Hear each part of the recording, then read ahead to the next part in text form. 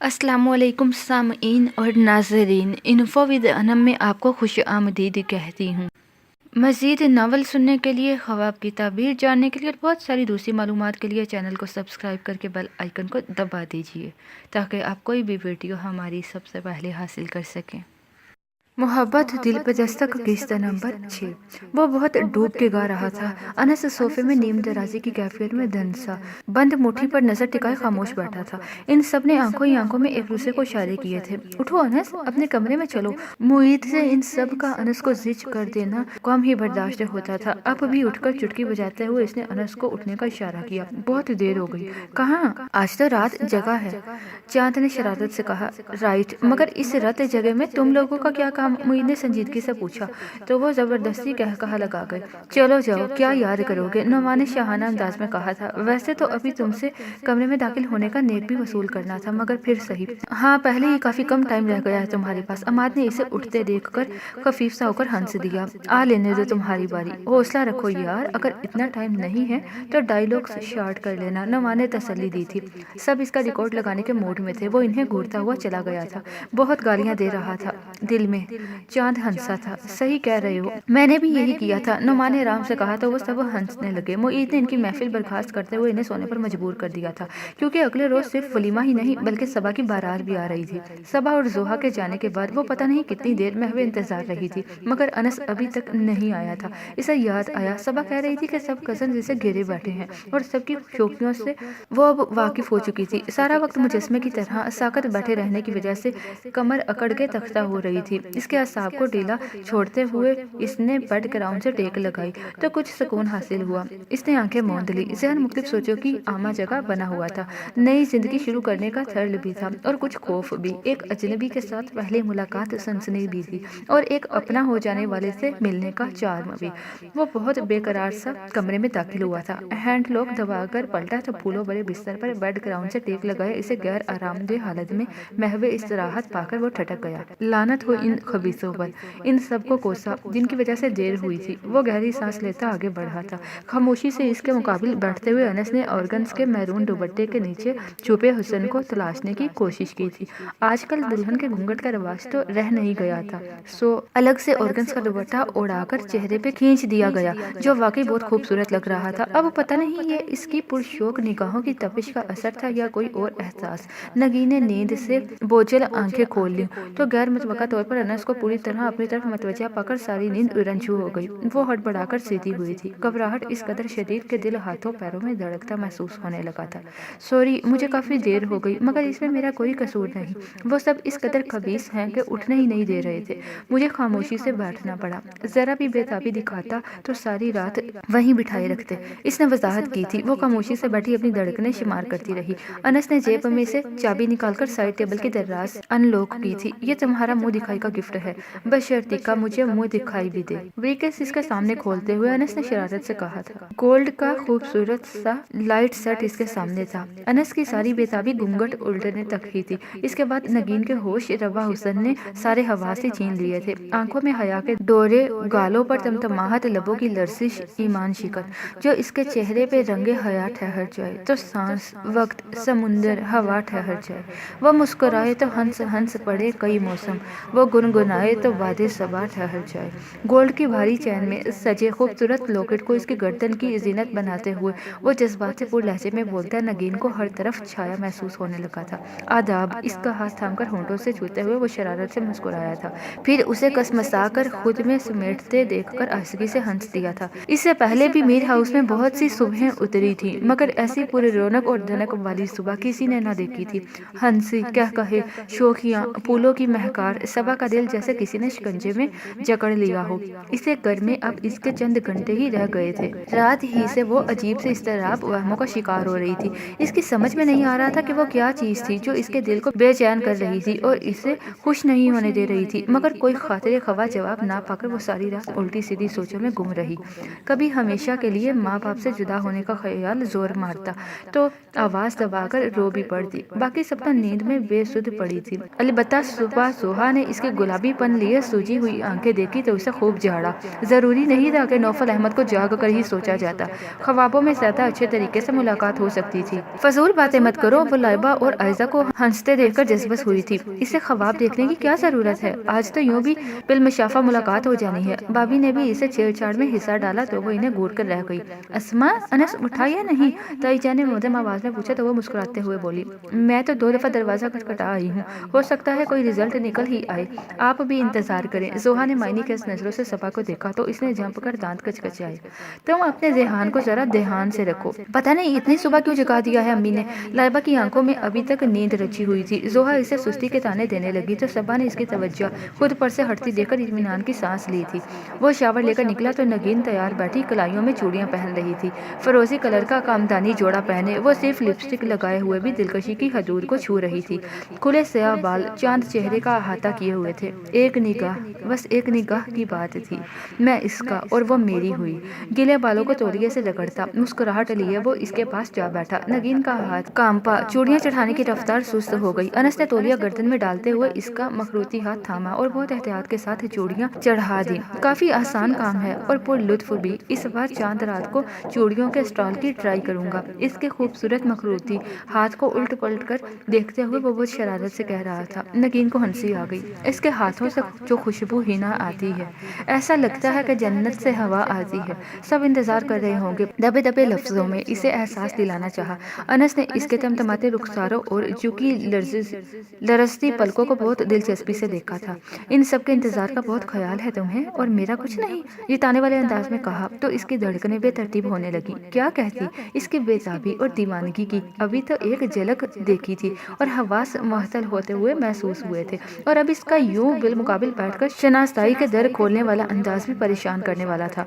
2 बार हमें कोई बुलाने आ चुका है, मजबूरन नगीन को फिर से कहना पड़ा था, मगर वो तो जैसे बहुत फुर्सत में बैठा था। आराम से बोला, सारे है दूल्हा दुल्हन VIP होते हैं, जब जी चाहे जागे। अच्छा नहीं लगता ना? नगीन ने मध्यम लहजे में एहतजाज समोया था। इससे पहले ही खफत महसूस हो रही थी कि किसी ने दोबारा दरवाजा खटखटाकर इन्हें सुबह हो जाने का मस्ता सुनाया। एक बार जब वो दोनों सो रहे थे और दूसरी बार जब वो बाथरूम में थी। और अब अनस के इरादे जल्दी वाले तो बिल्कुल भी नहीं थे। सबको पता है नई नई शादी हुई है, रोमांस का मूड भी हो सकता है हमारा। वो मुस्कुराहट दबाते हुए बहुत संजीदा बना हुआ था। इसीलिए तो कह रही हूँ, नगीन ने बेसाख्ता कहकर फिर गड़बड़ाते हुए अनस को देखा, जो इस वक्त इसकी बात पर हल्का सा कहकहा लगाकर बैठा था। स्याह जीन्स और नेट की स्याही बुनियान में इसका मजबूत सरापा काबिले दीद था। गीले बाल अच्छे लग रहे हैं, हम जल्दी भी जाग सकते थे, ये सब तुम्हारा कसूर है, वो कह रहा था। नगीन ने एहतजाज किया। मेरा क्यों? वो शरारत से कहने लगा था कि इसकी आंखों से झलकती शौक सी चमक नगीन को सनसना गई। अनस, वो मध्यम लहजे में चिल्लाई थी, फिर सुर्ख चेहरा लिए उठ खड़ी हुई। वो हंसने लगा। वो खफासी रुख मोड़ गई। अच्छा लग रहा है यूं बिना रोक टोक गुफ्तगू करना। वैसे अजीब सी बात है ना कि शादी के बाद वो बात आपस में कर सकते हैं जो किसी और से करने का सोच भी नहीं सकते। बदन पर शर्ट चढ़ाते हुए वो बहुत महफूज होते हुए कह रहा था। नगीन ने एक नजर इस पर डाली और अब वो ड्रेसिंग टेबल के साथ खड़ा बाल बना रहा था। चेहरे पे पुरसुकून और तमानियत के रंग लिए वो बहुत अच्छा और मुकम्मल दिखाई दे रहा था। उसी वक्त दरवाजे पर फिर से दस्तक हुई। नगीन ने पहले ही से दरवाजा अनलॉक कर रखा था, इसलिए नाप घुमाने पर खुलता चला गया। अस्मा भाभी इजाजत लेती अंदर चली आई थी। नगीन ने खड़े होते हुए इन्हें सलाम किया तो इन्होंने बहुत खुशदिली से जवाब से नवाजा। मैंने तो सोचा शायद आज दुल्हा साहिब सोते ही वलीमा अटेंड करेंगे। नगीन के बैठते हुए इन्होंने अनस पर तंज किया था। मैं तो कब से तैयार बैठी हूँ। यही नगीन खफीफ सी हो गई थी। घबराओ मत नेगी, ये सब रवायतें इनके मियाँ ही की डाली हुई हैं। इसे आकर इसके ससुरालियों ने जगाया था। अनस ने इसे तसल्ली दी तो अब की बार अस्मा भाभी जेम पर गई। फजूल बोल रहा है। अनस हंसते हुए झुककर परफ्यूम उठाने लगा। सबा इन दोनों के लिए चाय लेकर आई थी। नगीन को गले से लगाकर मोहब्बत से इसकी पेशानी चूम ली।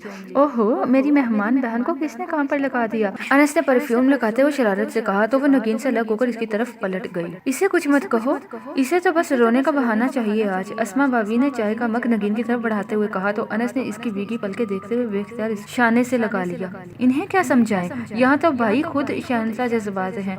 अस्मा भाभी ने सांस भरते हुए कहा तो सबा आंखें मसलती इनके पास आ बैठी। लगता है आज आप मेरी खिंचाई के मूड में हैं। अनस ने माहौल की उदासी को बदलना चाहा था। सिर्फ आज क्या, आप तो रोज यही काम होना है बरखुरदार। इन्होंने लतीफ सा तंज किया तो नगीन ने अपनी मुस्कुराहट को मग के पीछे छुपा लिया। आपको तो नुमान ने किसी काम का छोड़ा नहीं, वो तासुब से कहता फिर से बालों में ब्रश फेरने लगा था। मुंह दिखाई में क्या दिया है अनस ने? इतना गुन्ना है किसी को खबर तक तक नहीं होने दी। इस कदर बेबाक मौजू ने नगीन के साथ सबा को भी सटपटा दिया। आपको खबर करता तो नुमान को तकलीफ होती, वो शरारत से मुस्कुरा रहा। इससे घूरते हुए वो नगीन की तरफ मतवज्जा हो गई, जो गले में पड़ा खूबसूरत सा लॉकेट दिखा रही थी। अनस ने पहनाया है, यह तुमने खुद ही पहन लिया, वो तजस्सुस भरे अंदाज में बोली तो नगीन का चेहरा ब्लश कर गया। सबा ने गड़बड़ाकर इन्हें चुटकी भरी थी। क्या कर रही हैं आप? तुम ये सवाल कल पूछना, इन्होंने अपना बाजू सहलाते हुए कहा, तो वो फरमाशी नजरों से इन्हें देखकर रह गई। हम नहीं पूछेंगे तो और कौन पूछेगा? इन्होंने सफाई पेश की थी। कोई जरूरत नहीं है वाइवा लेने की। अनस की मौजूदगी के ख्याल से वो मध्यम लहजे में बोली तो वो हंसने लगी। ये ला इलाज है, वो नगीन को मतला करने वाले अंदाज में बोली तो वो भी हंस दी। अब देर नहीं हो रही क्या? खड़े खड़े चाय खत्म करने के बाद अनस ने इन पर तंज किया था। वो उठ खड़ी हुई। तुम्हें भी हमारी ही वजह से जल्दी पड़ी है, वरना तो तुम 12 बजा ही रहे थे। बहुत बर्दाश्त कर लिया, अब नुमान को आपकी शर अंगेजियों से मुतल्लिक बताना ही पड़ेगा, वो मुस्कुराते हुए कह रहा था। नगीन और अनस को शाना बशाना आते देखकर ताई जान ने बेख्तियार आयतल कुर्सी पढ़कर इन पर फूंक दी। बड़ी मामी, ये तो सिर्फ ला हौला वाला कुव्वत पढ़ने से भी गायब हो जाता है, आप क्यों लंबे विर्द कर रही हैं? अम्मात ने हाँक लगाई थी और बस इसके बाद नाश्ते की मेज पर एक दूसरे की टांग खींचने का अमल शुरू हो गया। वो नगीन के लिए बहुत दिलचस्प और पुरलुत्फ था। एक कप चाय, मुईद की फरमाइश। इस वक्त तो जोहा को बिल्कुल नहीं पाई थी। वो खुद अफरा तफरी में किचन ही में चलते फिरते छोटे छोटे काम निपटाती नाश्ता कर रही थी कि थोड़ी देर में सबा और नगीन को ब्यूटी पार्लर ले जाने की जिम्मेदारी लाइबा और उसके सर थी। वहाँ टेबल पर मौजूद है चाय। इसने कपड़ा फेर कर सिंक खुश्क करते हुए दूसरे लफ्जों में इसे टालना चाहा था, मगर वो इत्मीनान से कुर्सी घसीटता छोटी टेबल के पास बड़ा जमान हो गया। वहाँ से ही ऑर्डर लाया हूँ, मुझे ताज़ा और गर्म चाय चाहिए। मगर जोहा को ये नखरे बर्दाश्त करने की आदत नहीं थी। ये अच्छी आदत तो नहीं है, कौन बना के देता रहेगा तुम्हें गर्म और ताज़ा चाय? जोहा ने चिढ़ाने वाले अंदाज में कहा तो इसे चाय के लिए चूल्हे पर पानी चढ़ाते देखकर इसने सर हिलाया। चंद लम्हे यूं ही खामोशी से सिरके थे। वो अब चाय उबलने के इंतजार में खड़ी थी। उम्र का कोई अता पता चला या नहीं? इसका सवाल इस कदर गैर मुतवक्का था कि नेट पर चाय छानते इसका हाथ बह गया। ओहो, ध्यान से, इसकी तवज्जो इधर ही थी। जोहा ने बमुश्किल खुद को संभाला था। वो गुमशुदा नहीं है कि इसका अता पता मालूम किया जाए। नागवारी के पर्दे में अपनी बेबसी और शिकस्तगी को छुपा लिया। यानी इससे कॉन्टेक्ट है तुम्हारा? वो हैरान था और इसकी हैरानी ने जोहा को सुकून दिया था। जाहिर बात है, हमारा ताल्लुक खत्म तो नहीं हुआ, बल्कि और मजबूत हो रहा है। मैं इसका इंतजार करती रहूंगी। अब की बार इसने बहुत हल्के फुल्के अंदाज में कहा था। मुईद से निपटने का एक ही यही तरीका नजर आया कि यूं ही डिटाई का मुजाहरा करती रहती। क्या गारंटी है कि तुम्हें ये इंतजार करने दिया जाए? वो अपनी खुशनुमा आंखों को हल्की सी जंबिश देकर पूछ रहा था। तुम्हें इस सिलसिले में कूदने की कोई जरूरत नहीं है और ना ही परेशान होना तुम्हारा फर्ज है। जब किसी ने मुझसे पूछा तो मैं खुद जवाब दे लूंगी। इसके सब्र का पैमाना लबरेज होने लगा था। मुईद का ये अंदाज इसके लिए बहुत अजीब और हैरान कर देने वाला था। यूं दोस्ताना अंदाज में वो इस मसले को डिस्कस करना तो दूर की बात थी। वो तो यूं ही हर बात में दादा अब्बा की कुर्सी संभाले रहता था। मैं भी इस मसले में तुम्हारी मदद कर चुका हूँ, वो जिताने वाले अंदाज में याद दहानी करा रहा था। सोहा ने चाय का मग इसके सामने पटका तो चाय किनारों से छलककर टेबल को दागदार कर गई। भूल जाओ इस मामले को और समझो कि ना तो मैंने तुमसे कभी मदद मांगी थी और ना ही तुम्हारा इस मसले में कोई ताल्लुक है। वो हलक तक भर गई थी। ऊपर से मोहित की हल्की सी मुस्कुराहट और चेहरे से छलकता इत्मीनान दिल के बामुश्किल भरते जख्मों को फिर से खरीदने आ गया था। ताल्लुक तो अब बन ही चुका है और इसका क्रेडिट तुम्हें जाता है, इसने कहते हुए चाय का घूंट भरा और फिर नागवारी से बोला। कई मर्तबा तुम्हें कहा है कि मेरी चाय में बेहिसाब चीनी मत डाला करो, सिर्फ एक चमचा। मैं तुम्हारी मुलाजमा नहीं हूँ जो इतने हिसाब किताब रखूँ। And mind it Moeed Hasan, आइंदा से तुम इस मौजू पर गुफ्तगू मत करना, क्योंकि ये तुम्हारा मसला नहीं है। तुम अपनी सोचो, अपनी डायरी में रखी हुई तस्वीर वाली का मसला हल करो। मैं कभी तुमसे मदद नहीं मांगने वाली। वो तल्खी से कहती रुकी नहीं थी। इसके जाने के बाद गहरी सांस लेते हुए मुईद ने चाय से उठते धुएं पर नजरें जमा दी। इसकी खुशनुमा आंखों में इस पल गहरी संजीदगी और सोच की परछाइयां थी। सबका कहना था कि चांद और सूरज की जोड़ियां आज मीर हाउस में उतर आई थी। अनस और नगीन का हंसता मुस्कुराता हशाश बशाश सा कपल, जहाँ सबकी तौसीफी निगाहों का मरकज था, वहीं पर सबकी नजरें बेपनाह सताइश लिए संजीदा से नौफल और सबा की तरफ उठ रही थी।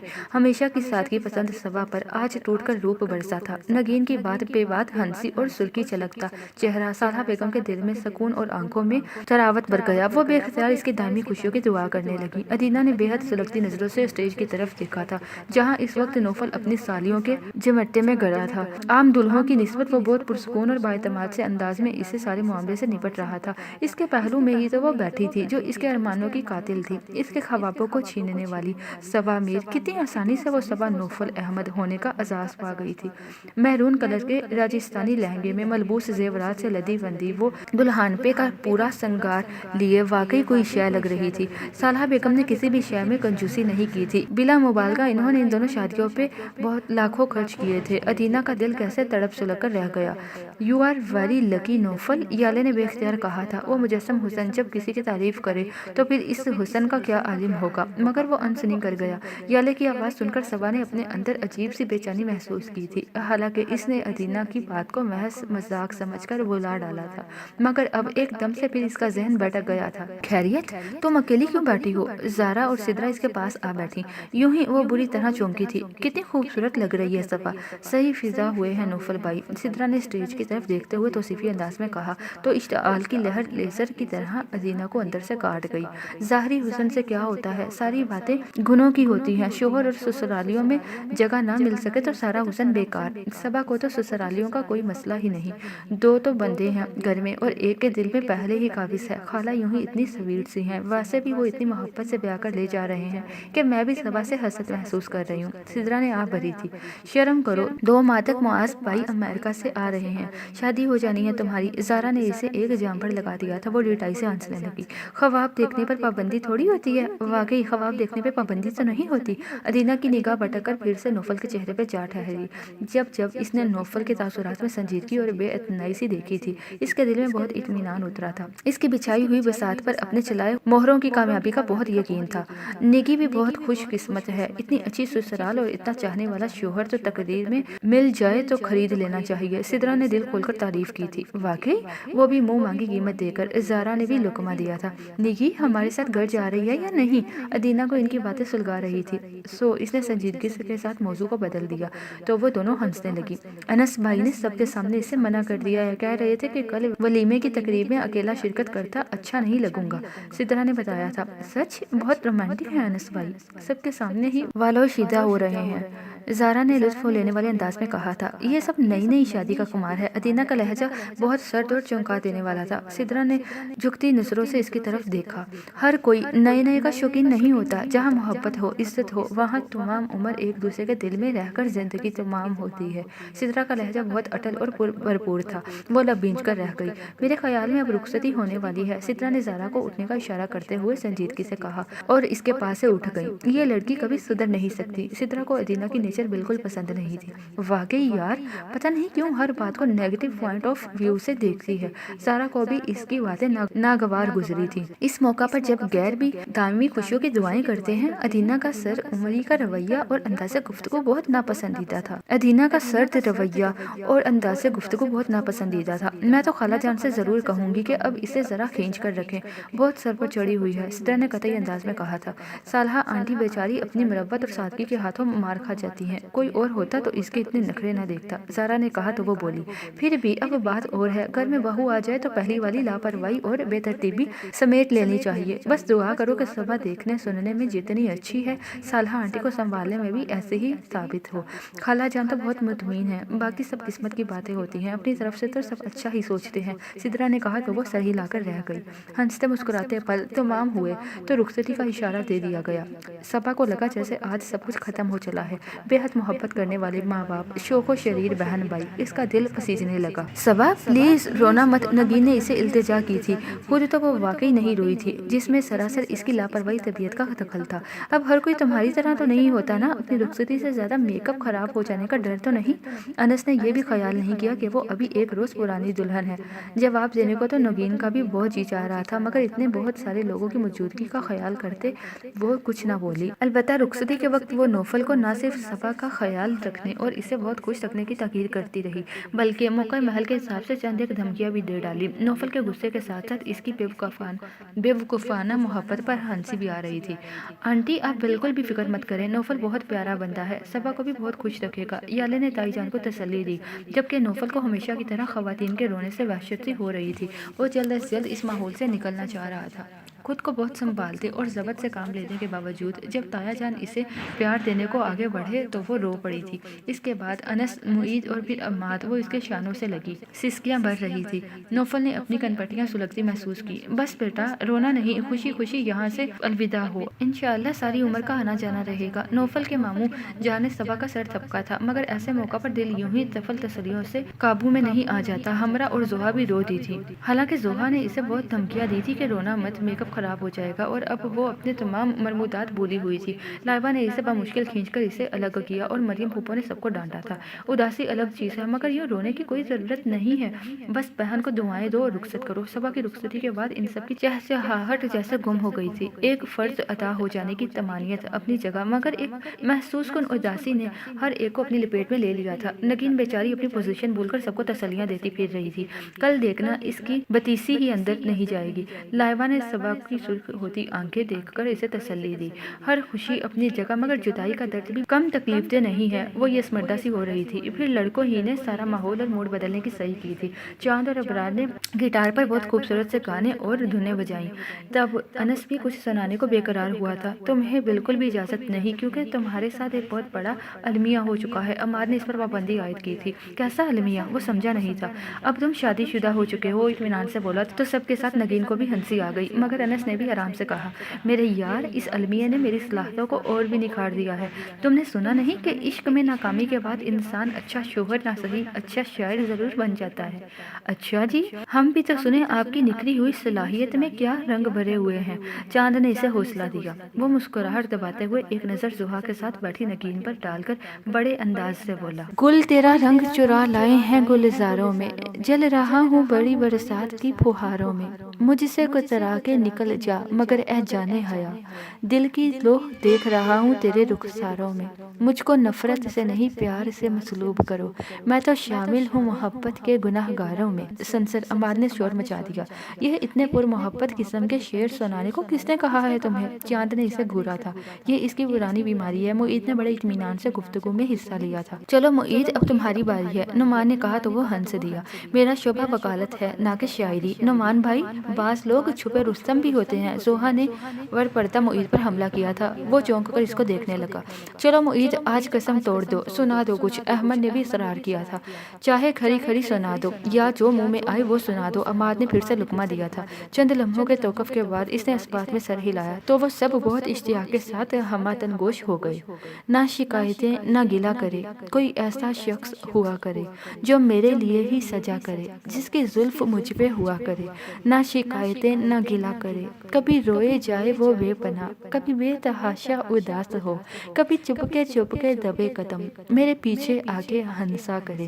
نہ شکایتیں نہ گلہ کرے، میری قربتیں میری چاہتیں کوئی یاد رکھے قدم قدم، میں بڑے طویل سفر میں ہوں میری واپسی کی دعا کرے۔ نہ شکایتیں نہ گلہ کرے۔ بہت پر اعتماد اور دلکش لب و لہجہ تھا۔ معید نے پہلی مرتبہ ان سب کی ایسی محفل میں شرکت کی تو وہ سب متاثر بھی ہوئے، تالیاں بجا کر داد بھی دی اور دمکایا بھی گیا۔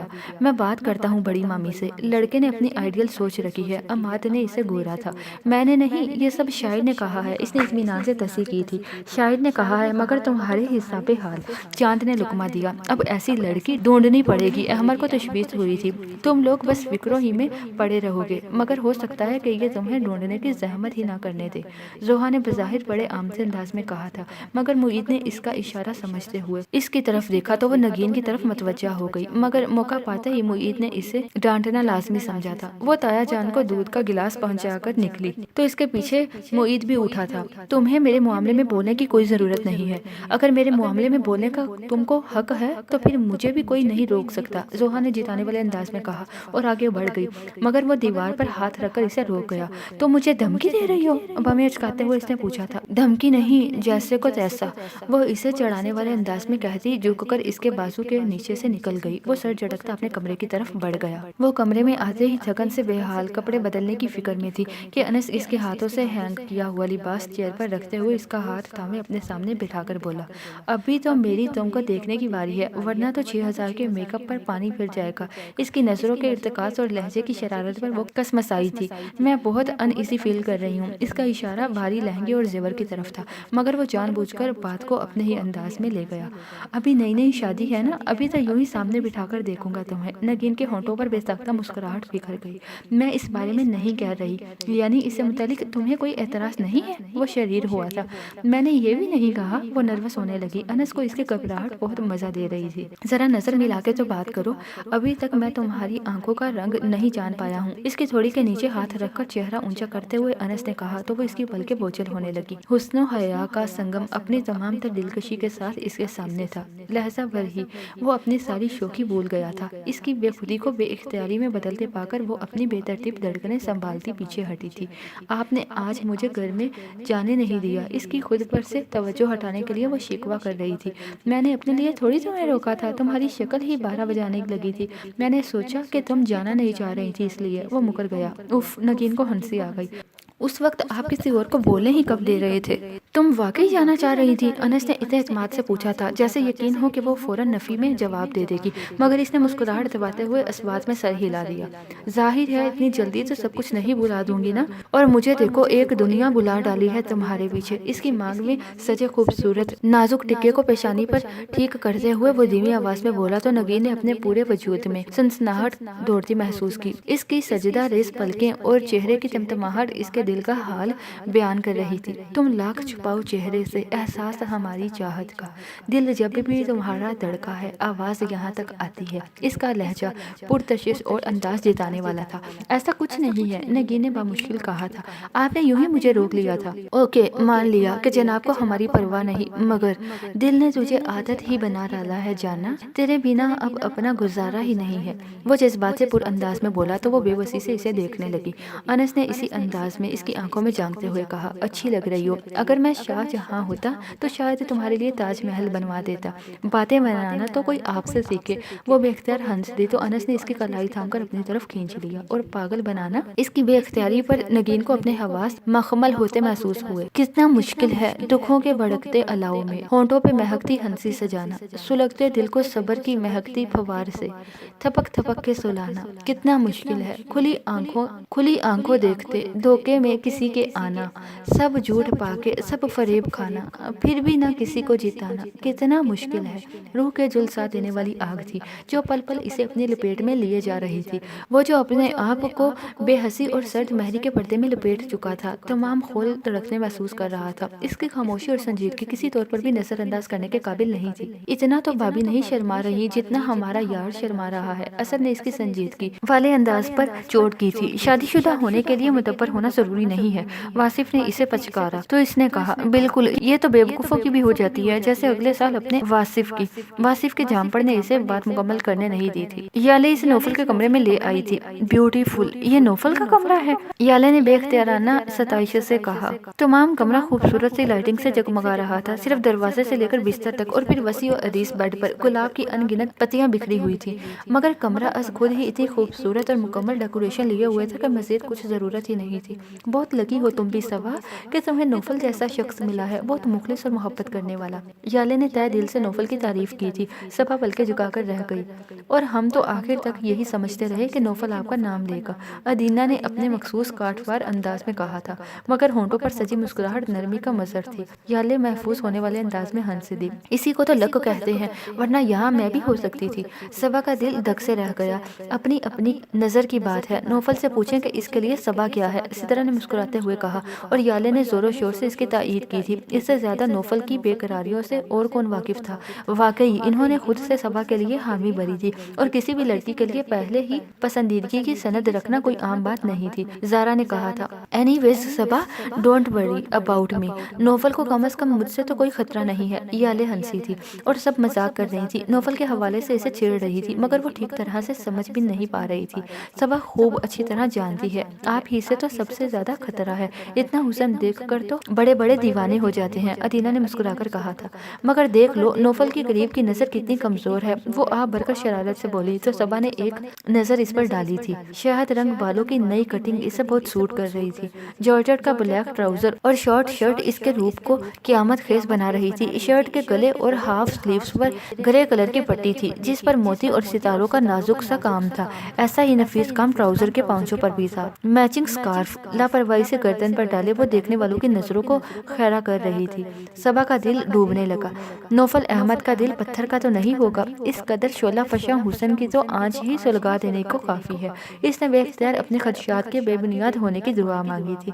جانے رات کو کون سا پل تھا جب وہ کمرے میں داخل ہوا تھا، وہ تھکن زدہ جسم اور تنے اعصاب لیے بے بسی سے بیٹھی تھی۔ اس کی آمد کو محسوس کرتے ہی تمام حواس یکلخت بیدار ہو گئے۔ وہ سیدھا اس کی طرف آنے کی بجائے شیروانی کے بٹن کھولتا ڈریسنگ روم میں چلا گیا۔ اس کے طرز عمل پر وہ الجھ سی گئی۔ ایک تو مستقل سر جھکا کے بیٹھنے کی تھکن، اوپر سے نوفل کا سرد سا انداز اس کے اعصاب کو جھٹکا دے گیا تھا۔ وہ ڈریسنگ روم سے نکلا اور اپنی وارڈ روب کی طرف بڑھ گیا۔ چند لمحوں کے بعد وہ اس کے مقابل تھا۔ صبا کی دھڑکنیں تھم سی گئیں۔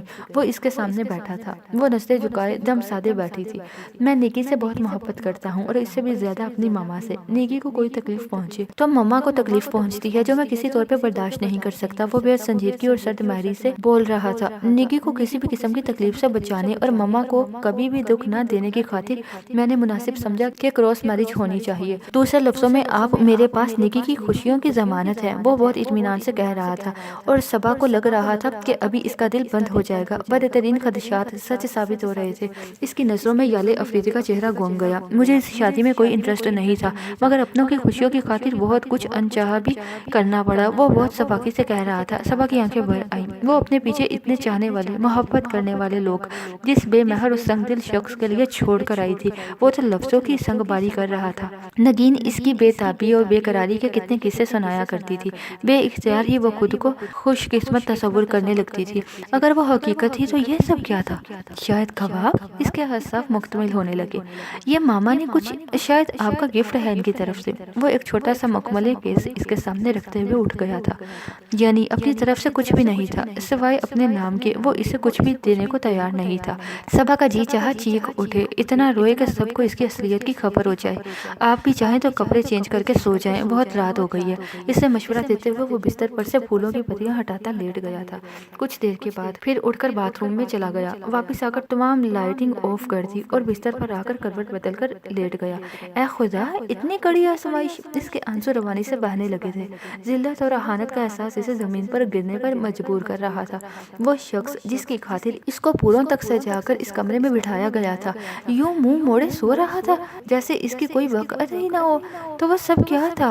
وہ وارفتہ نگاہیں، پرشوق انداز، تو وہ سب ایک سازش کا حصہ تھا ٹھہرا۔ وہ مشکل اٹھ کر ڈریسنگ روم میں آئی تھی۔ سامنے لگے قد آدم آئینے میں اپنا روپ دیکھ کر وہ خود بھی ٹھٹک گئی تھی۔ پھر وہیں اسٹول پر بیٹھ کر رونے لگی۔ اتنی ناقدری! سمجھ میں نہیں آ رہا تھا کہ نوفل کے رویے سے کیا نتیجہ اخذ کرے۔ یہ کیسے خواب سے جاگی ہیں آنکھیں، کسی منظر پر دل جمتا نہیں ہے۔ جو دیکھوں تو ہر ایک جانب سمندر، مگر پینے کو ایک قطرہ نہیں ہے۔ تمام رات اس نے آنکھوں میں کاٹ دی تھی، وہ جس کے لیے اس نے گزرے کئی دنوں سے پل پل نفرت محسوس کی تھی۔ اس قدر ماورائی روپ لیے اس کی سیج سجائے بیٹھی تھی کہ نوفل کو اپنے پورے وجود میں خون دوڑتا محسوس ہونے لگا۔ وہ ششت رہ گیا۔ اتنے دنوں سے تو دل کی دھڑکن تک سنائی نہیں دے رہی تھی، اور کہاں سے بے ترتیبی، یوں جیسے نیا دل سینے میں لگا دیا گیا ہو۔ مگر پھر بہت سی آوازیں اس کی سماعتوں میں سیسا انڈیلنے لگی۔ سو اس نے بھی حساب چکتا کر دیا، بہت آرام سے اس پر اس کی حیثیت واضح کر دی۔ مگر وہ آنکھوں میں جلن اتر آئی، مگر نیند نہیں اتری تھی۔ صبح کے قریب کہیں اس کی آنکھ لگی تو پھر آذر ہی نے اسے آ کر جگایا تھا۔ کتنی ہی دیر آنکھوں کے ساتھ اسے دیکھتا رہا تو وہ شرارت امیز تعصب کے ساتھ بولا، لگتا ہے ابھی تک تمہارے حواس قابو میں نہیں آئے۔ بھابھی کے حسن نے کافی زیادہ متاثر کیا ہے اعصاب کو۔ وہ بے اختیار اٹھ بیٹھا تھا۔ گزری رات کے بہت سے پل آنکھوں میں سمائے۔ اس نے بلا ارادہ کمرے میں نظر دوڑائی تھی۔ جن کو آپ ڈھونڈ رہے ہیں وہ محترمہ نیچے ناشتے کی ٹیبل پر خالہ جان کے ساتھ موجود ہیں۔ وہ ہنسا تھا۔ تم صبح صبح کیوں میرا سر کھانے موجود ہوئے ہو؟ نوفل نے اسے گھورا تھا۔ انداز میں درجہ ناگواری چھپی تھی۔ ٹائم دیکھا ہے؟ ٹائم دیکھا ہوتا تو یوں نہ کہتے، وہ متاسفانہ انداز میں بولا تو نوفل کی بلا ارادہ وال کلاک کی طرف نظر اٹھ گئی۔ سوئیوں کو 10:30 بجاتے دیکھ کر وہ خفیف سا ہو گیا۔ ہمیشہ سے وہ سحر کسی کا عادی رہا تھا، اس لیے اپنی یہ بے اعتدالی اسے خود بھی پسند نہ آئی۔ تمہیں چاہیے تھا کہ بھابھی کے ساتھ ناشتے کی ٹیبل پر پہنچتے۔ آذر اسے گرگ رہا تھا۔ اچھا اب تم میرا دماغ مت کھاؤ، تم جاؤ، میں شاور لے کر آ رہا ہوں۔ اوہو، تو اب یوں غرور دکھایا جائے گا؟ آذر نے بمیں اچکائیں، پھر آپ بڑھتے ہوئے بولا، ہاں جی، حق بنتا ہے آپ کا۔ Get out. نوفل نے کسی قسم کی چھوٹ کا مقابلہ نہیں کیا تھا، سو وہ بھی متاسفانہ نظر سے اسے دیکھتا چلا گیا۔ صبا کی یہ خود اعتمادی اس کے لیے بہت غیر متوقع اور حیران کن تھی۔ وہ تو اس سے توقع کر رہا تھا کہ وہ روئے گی، اپنا قصور پوچھے گی اور ہو سکتا ہے کہ چراغ پاہی ہو اٹھتی، مگر وہ اتنے آرام سے جا کر گھر والوں میں جا بیٹھی تھی جیسے گزری رات اس کے دامن کو جگنوں ستاروں سے بھر گئی ہو، اور شاور لینے کے باوجود وہ خود کو تر و تازہ محسوس نہیں کر رہا تھا۔ اسے اپنے اعصاب کھچاؤ کا اچھی طرح اندازہ ہو رہا تھا۔ ایک ناپسندیدہ زندگی اس پر مسلط ہو گئی تھی جسے جینا اس کی خوشی نہیں بلکہ ایک مجبوری تھی۔ وہ تیار ہو کر نیچے پہنچا تو وہ صالحہ بیگم کے ساتھ مدھم آواز میں محو گفتگو تھی۔ ٹیبل مہمانوں سے بھرا ہوا تھا، سو وہ ہونٹوں پر نمائشی مسکراہٹ لیے سب کو سلام کرتا کرسی گھسیٹ کر بیٹھ گیا۔ خوشگوار ماحول میں ہلکا پھلکا سا ناشتہ کیا گیا۔ صبا نے صرف چائے کا کپ لیا تھا۔ صالحہ بیگم نے محبت سے اسے ٹوک دیا، ویسے ولیمے کا فنکشن تو شام کو ہوگا، تب تک خالی پیٹ رہو گی کیا؟ ابھی دل نہیں چاہ رہا، میں بعد میں کچھ کھا لوں گی، اس نے آہستگی سے کہا۔ نوفل سامنے بیٹھا سلگ کر رہ گیا۔ صبا کی معصومیت اور سادگی اسے اب ایک ڈھونگ محسوس ہو رہی تھی۔ دوسروں کی توجہ حاصل کرنے کی ازائیں۔ اس نے گرم چائے کا کپ ہونٹوں سے لگا لیا تھا۔ ادینہ کی ہدایت کے مطابق زرینہ بیگم تمام ماحول پر ایک نظر ڈال کر واپس لوٹی تھی۔ نوفل کا کہیں پتہ نہیں، صبا اکیلی ہی آ کر سب میں بیٹھی ہوئی تھی۔ انہوں نے بتایا تو وہ جو شکستہ دل سی ابھی تک بستر ہی میں لیٹی تھی اٹھ بیٹھی۔ ایسی بے ترتیبی نوفل کی عادت کا حصہ تو نہیں تھی، اور کہاں کوئی چوک ہو رہی تھی۔ نوفل کہاں ہے؟ اس نے بے تابی سے پوچھا۔ سو رہا ہے، اور صبا بی بی خود ہی ناشتے کے ٹیبل پر پہنچ گئی ہیں۔ ادینہ کے ہونٹوں پر پوری لطف سی مسکراہٹ پھیل گئی۔ میرے خیال میں مجھے خود جا کر دیکھنا چاہیے کہ صبا بی بی کے چہرے پہ خوشیوں کے کتنے گلاب کھلے ہوئے ہیں۔ وہ اپنے بالوں کو جوڑے کی شکل میں لپیٹتی اٹھ کھڑی ہوئی تو زرینہ بیگم سر ہلا کر واپس پلٹ گئیں۔ ادینہ گنگناتے ہوئے اپنے لیے اچھا سا جوڑا منتخب کر کے واش روم میں گھس گئی۔ اسے اپنی کامیابی کا بہت پختہ یقین تھا، سو اب وہ جلد از جلد وہاں جا کر سارا تماشا اپنی آنکھوں سے دیکھنا چاہ رہی تھی۔ اس سے آگے کیا ہوا جاننے کے لیے دیکھتے رہیے انفو ود انم، محبت دل پہ دستک، قسط نمبر 6، حصہ نمبر 2۔